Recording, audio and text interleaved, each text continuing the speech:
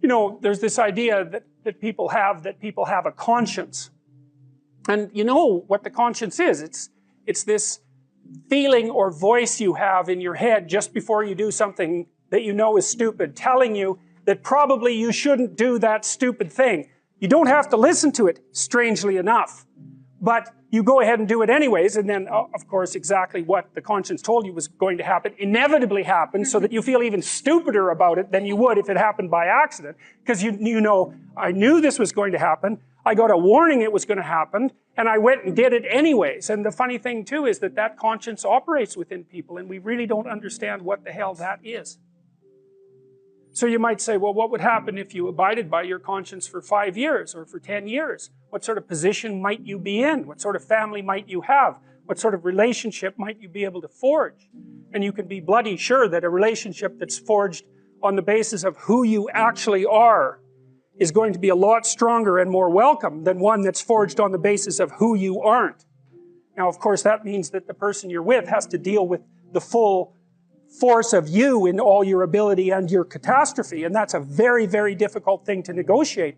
But if you do negotiate it, well, at least you have something, you have somewhere solid to stand, and you have somewhere to live, you have a real life, and it's a great basis upon which to bring children into the world, for example, because you can have an actual relationship with them instead of torturing them half to death, which is what happens in a tremendously large minority of cases.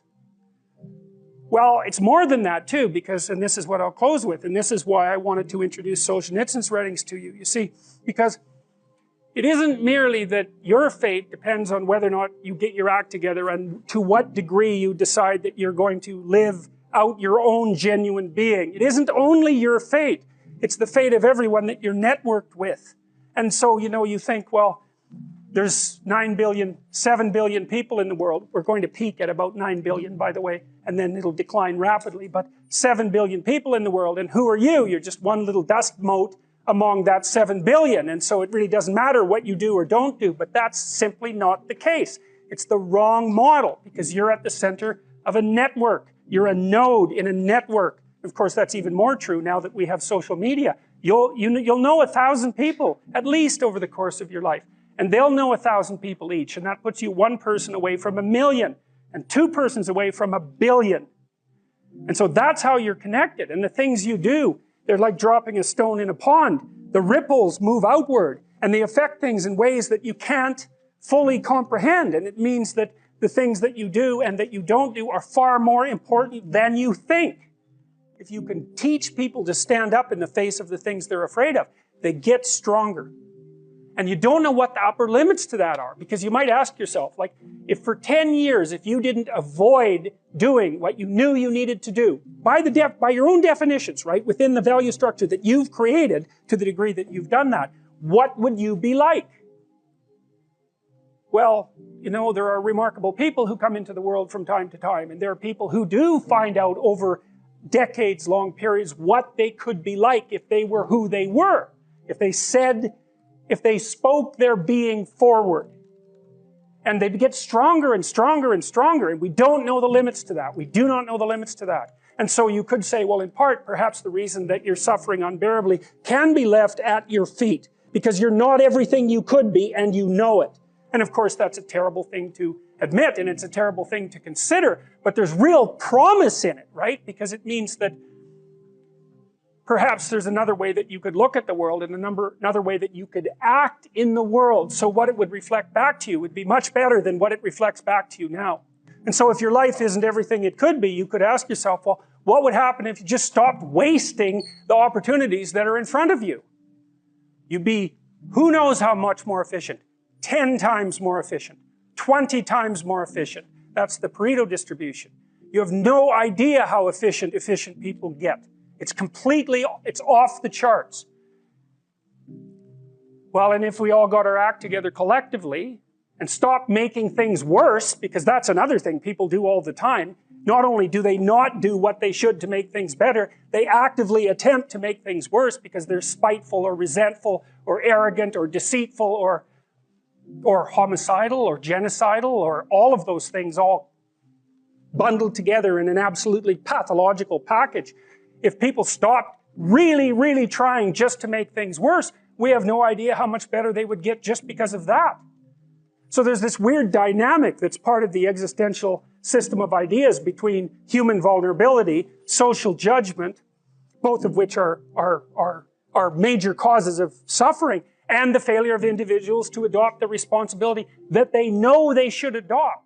The two major problems that people face, obviously, are suffering, tragedy, and malevolence.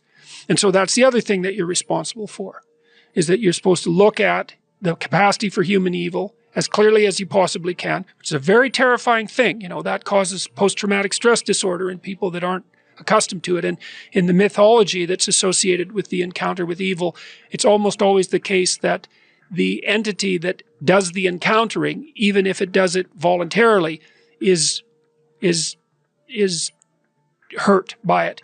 The idea would be that if you can face the malevolence and you can face the suffering, then that opens the door to your maximal potential. And then the optimistic part of that is, and this is why it's so useful to peer into the darkness, let's say, the optimistic part of that is that although the suffering is great and the malevolence is deep, your capacity to transcend it is stronger. If you set out a path towards a goal, which you want to do because you need a goal and you need a path, because that provides you with positive emotion, right? So you set up something as valuable, so that implies a hierarchy. You set up something as valuable.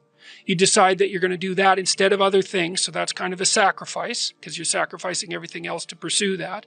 And then you experience a fair bit of positive emotion and meaning as you watch yourself move towards the goal. And so the implication of that is the better the goal, the more full and rich your experience is going to be when you pursue it. So that's one of the reasons that's one of the reasons for developing a vision and for fleshing yourself out philosophically, because you want to aim at the highest goal that you can manage. Okay, so you do that, and then what you'll find is that as you move towards the goal, there are certain things that you have to accomplish that frighten you. You know, maybe you have to learn to be a better speaker, a better writer, a better thinker, or you have to be better to people around you, or you have to learn some new skills and you're afraid of that, whatever, because it's going to stretch you if you pursue a goal, and so that'll put you up against challenges. Okay, so all the clinical data indicates, well, the opposite of safe spaces, as Jonathan Haidt has been pointing out, that what you want to do when you identify something that someone is avoiding that they need to do because they're afraid, you have them voluntarily confront it. And so you break it down. What you try to do, if you're a behavior therapist, is you break down the thing they're avoiding into smaller and smaller pieces until you find a piece that's small enough so they'll do it. And it doesn't really matter as long as they start it. You know, then they can put the next piece on and the next piece. And what happens is they don't get less afraid exactly. They get braver.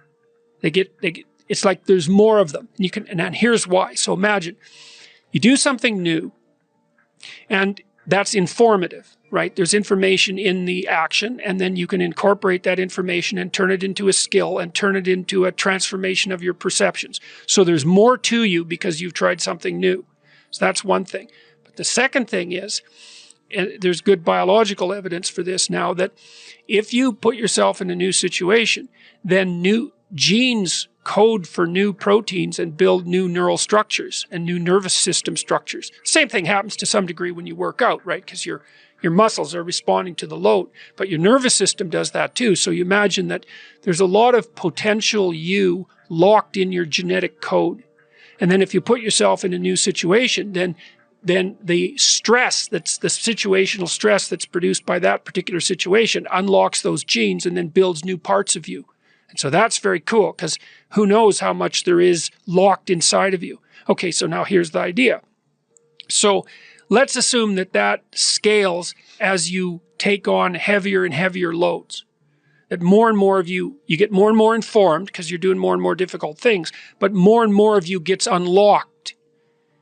And so then what that would imply is that if you got to the point where you could look at the darkest things, so that would be the abyss, right? That would be the deepest abyss. If you could look at the harshest things, like the most brutal parts of the suffering of the world and the malevolence of people and society, if you could look at that straight and directly, that would turn you on maximally.